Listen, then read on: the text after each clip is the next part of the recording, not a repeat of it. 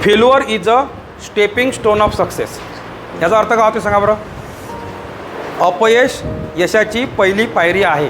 म्हणून मित्रांनो, मी इथे बरेचसे विद्यार्थी असे पाहिले क्लासमध्ये का सर माझे वाक्य चुकते ना, मला जमत नाही ना, मग मी वाक्यच करत नाही, मला जमलेच नाही, मी केलेच नाही. तसं नाही बेटा, चुकचाक तर करा ना तुम्ही. You do mistake but you do. इंग्रजीत एक म्हण आहे, पुन्हा सांगतो. Try and fail, try and fail but don't fail to try. याचा अर्थ काय होतो सांगा बरं. ट्राय अँड फेल म्हणजे प्रयत्न करून फेल व्हा, but don't fail to try. पण प्रयत्न करायला फेल नका हो. प्रयत्न जरूर करा, आहे ना. प्रयत्न जरूर करा. ट्राय हे महत्त्वाचे आहे. तुमच्यापैकी ज्यांचं इंग्रजी कमजोर असेल, ज्याचे 3 फॉर्म पाठ नसेल, ज्याचं अभ्यासात मन लागत नसेल, त्यांनी काय करायचं, वारंवार वारंवार वारंवार प्रयत्न करायचे. Try frequently, try continuously, try effectively, try without tension, try effortlessly करत राहायचा. प्रयत्न वारंवार प्रयत्न करायचा. आणि पुन्हा एक मनाला भाव द्यायचा, सिग्नल द्यायचा. कधीच असं फील नाही करायचं मला जमत नाही. तुमच्यातले नाही का बरेचसे लोक किंवा दुनियेतले बरेचसे लोक माहीत आहे, पहिलेच स्वतःला महसूस करून देते. का महसूस करून देते, मला जमणार नाही, मला जमत नाही, मी करू शकत नाही, माझ्याच्याने होणार नाही. आणि हे वाक्य माहीत आहे का, त्याला स्टॉप करते. का काय करते, स्टॉप करते, थांबून देते ना त्याला. मी तुम्हाला एखादी काम सांगितलं, I give you any work, आणि तुम्ही डायरेक्ट मला पहिलेच म्हटलं सर मला हे जमणार नाही.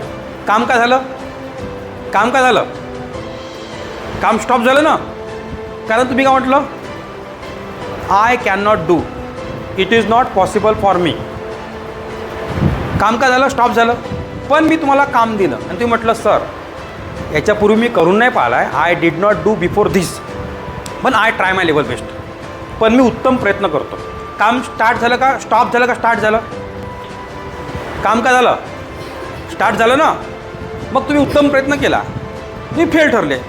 मग फेल ठरल्यावर तुम्हाला हे तर आयडिया येईल का मी या मार्गाने गेलो तर फेल ठरलो, आता या मार्गाने जाईन तर पास होऊ शकतो. म्हणजे फेल ठरणं म्हणजे पास होण्याचा मार्ग लक्षात येणं होतं. फेल ठरणं म्हणजे पास होण्याचा मार्ग लक्षात येणं होते ना. बरोबर आहे का नाही. हे मानता का नाही मानत तुम्ही. 1 तास 1.25 तासाच्या क्लासनं ज्याचं इंग्रजी खूप कमजोर आहे तो ट्रेन नाही होत. मी लागत रेकॉर्डमध्ये सांगत आहोत.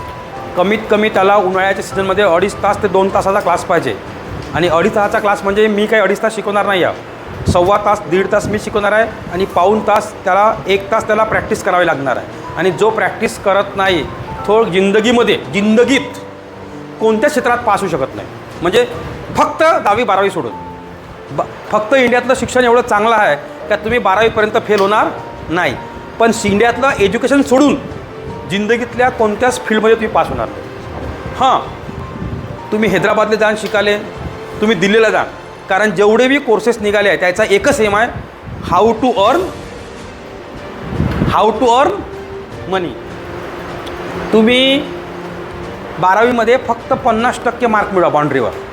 Secure only 50% mark on boundary किंवा 45% मार्क मिळवा, तरी तुम्हाला इंजिनिअरिंग कॉलेजमध्ये ॲडमिशन भेटते. 1 लाख 1.25 लाख भरून तरी भेटते. Even though you get admission in engineering class. तुम्ही ॲडमिशन्स नाही भेटत तर तुम्ही कसं तरी करून इंजिनिअरिंग पूर्ण करता. You will complete engineering at any cost. पण तुमची लायकी एवढी राहते का तुम्ही एखाद्या कंपनीत 10,000ला माग राहता की ते वर्कर म्हणून काम करायला लागतं. हे काहून घडलं माहीत आहे का. कारण तुम्हाला फक्त डिग्री मिळाली, तुम्हाला एक्सपिरियन्स आणि नॉलेज नाही मिळालं. मी नाही का इथे या कोचिंगमध्ये मी तुम्हाला डिग्री देत नाही आहो, डिप्लोमा देत नाही आहो, सर्टिफिकेट देत नाही आहो. पण का देत आहो, नॉलेज, एक्सपिरियन्स, प्रॅक्टिकल आणि कन्सेप्ट देत आहो. नॉलेज, एक्सपिरियन्स, प्रॅक्टिकल आणि कन्सेप्ट देत आहो. बरोबर आहे. आणि हा क्लास म्हणजे it is nothing but the stepping stone of success. याचा अर्थ काय होते, हा क्लास म्हणजे यशाची पहिली पायरी आहे. कारण तुमचं यश, तुमचं भविष्य, तुमचं शिक्षण सुरू होते इंग्रजी भाषेपासून. तुमचं यश, तुमचं भविष्य, तुमचं शिक्षण सुरू होते आत्मविश्वासापासून. आणि मी वारंवार I am trying my level best frequently तुम्हाला 3 गोष्टी देण्याचा प्रयत्न करतो. एक कॉन्फिडन्स, एक एक्सपिरियन्स आणि एक English. This class is providing you confidence, practical experience and English. बरोबर आहे का? कळलं का? म्हणून तुम्ही कोणता तरी क्लास केला असेल कुठे ना कुठे, इतका सिरियसली नसेल केला जितका सिरियसली हा क्लास करा. कारण ज्यांनी हा क्लास केला आहे कारण I have completed 24 years. I have been conducting batches since 24 years. I began such a coaching classes in 2002. आणि हा क्लास मी सुरू का केला याच्या मागचा बी बहुत मोठा इतिहास आहे आणि तो इतिहास माझ्या लाईफशी संबंधित आहे. It is 100% connected with my life. फक्त 5 मिनटात मी मांडणी करतो आणि माझं लांबलेलं भाषण थांबवून देतो आणि मग तुम्हाला प्रॅक्टिकल करायला जायचं आहे. ऐकणं आवडतं ना तुम्हाला? Would you like to listen? After 10th examination म्हणजे after 8th standard I came to know my economical condition is so loose. I could not bear small expenditure of bread and butter. It was my household condition. Yeah, I can say to you, I was so poor. Then I came to know that I have to earn money. Earning money is very important for me. When I entered in 9th standard, I began to distribute paper in the entire city. Lokmat, Deshonnati, Punyanagarhi, Samna, Hitwat, Times of India, Indian Express. Okay. There were Deshonnati, there were so many paper. I used to go by bicycle. I used to roam entire city and I used to distribute paper. It was my journey. I used to earn 150 rupees per month. Very few money I used to get and I was utilizing that money for my purchasing books. It was my economical condition. In such a way I completed my 10th standard. After 10th I went for mistri work also. I grazed cow and some animals also. I grazed म्हणजे काय होते? मी चारले in the field, शेतामध्ये. Understood? It was my condition. After 10th I decided to join any shop for earning few money. But I understood if I go to work in any shop, I will spend my whole day in shop. So I could not do any another thing. So I decided instead of working in shop as a worker, I have to go for mistri work. It will take less time and I will earn more money. So I did that work. Later on I started my electric fitting work. At that time I was in 11th standard. Without any single tuition, I completed my 12th science. I secured only 61% mark. But after 12th, my condition was so loose, so poor. My family condition was so poor. My father said me directly, that now earn money. Without earning money, it is not possible. Don't take higher education. Don't take further education. Only spend your time in earning money. Then I went in Nagpur to earn money. I did job in one Titan company. Name of that company was Titan. I spoke here in English. Listen me. I spoke here in English. तुमच्यातले so many of you, they didn't focus on my gesture, posture, expression and body language and my communicative style because I knew that they did not understand my English. Even I am speaking very easy English and I am train yourself. First of all, बोलणं शिक म्हणे स्टेजवर, presentation शिक, seminar शिक, demo शिक, चांगली मांडणी कर. तुझा जो कलिग्ज आहे म्हणे जो 10,000 रुपये पेमेंट कमवते तो एका वेळेस 50 लोकांसमोर 1 नंबर भाषण देऊ शकते, 1 नंबर प्रेझेंटेशन करू शकते, 1 नंबर मांडणी करू शकते. जर 50 लोक त्याचं 1 नंबर मांडणी ऐकायला अटेंड झाले तर त्यातले 25 लोक तो कन्व्हिन्स करते प्रॉडक्ट्स परचेस करण्याकरता. त्याची तेवढी कॅपॅसिटी आहे.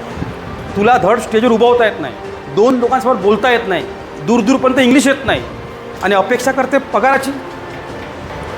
बेटा म्हणे ह्या जगात पगार भेटते टॅलेंटचा, पगार भेटते स्किलचा, मला आणि फुलं वाचा पगार काही भेटत नाही. तुझ्यासारखे अनफड माणसं मी रेल्वेच्या ढिगानं इथं आणू शकतो. ही सेड मी. मग आय केम टू नो का what is my problem and where am I back. मग मी नाही का 11वी नाही केली, 1 वर्ष गॅप दिली, शिक्षण थांबून दिलं. 11वी नाही 12वी झालं होतं माझं.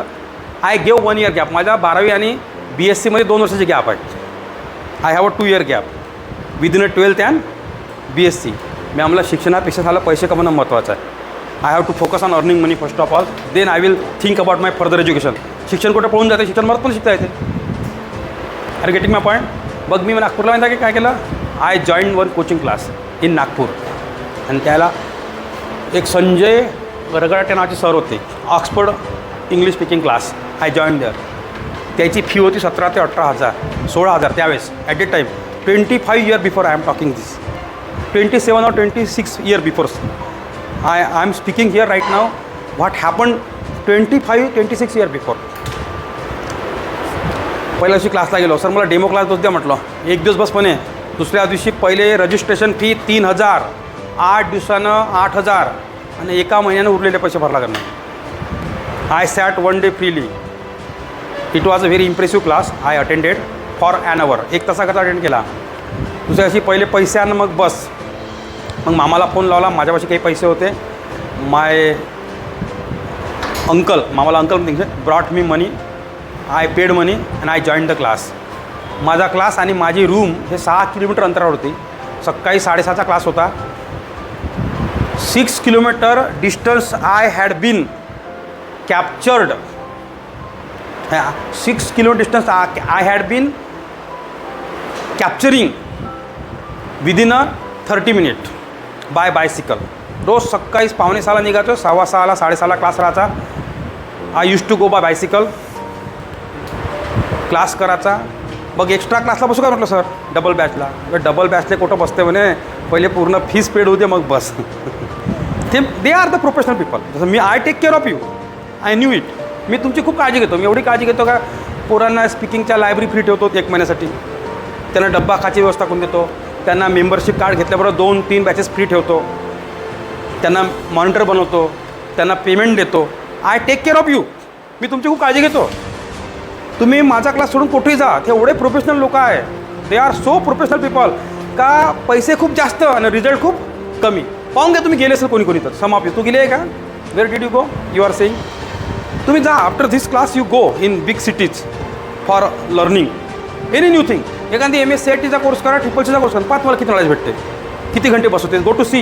इथं पाहून घ्या तुम्हाला किती घंटे बसायला भेटते. तरी पण मी तो क्लास केला. मला एक गोष्ट कळली का क्लासही केला तरी सेल्फ स्टडी खूप जास्त करावं लागते. सर सांगे 20 वाक्याचा होमवर्क, मी जाऊ 50 वाक्याचा होमवर्क करून. सर सांगे 1 बॅचमध्ये बस, मी लपून छपून कसंही करून 2 बॅचमध्ये बसव.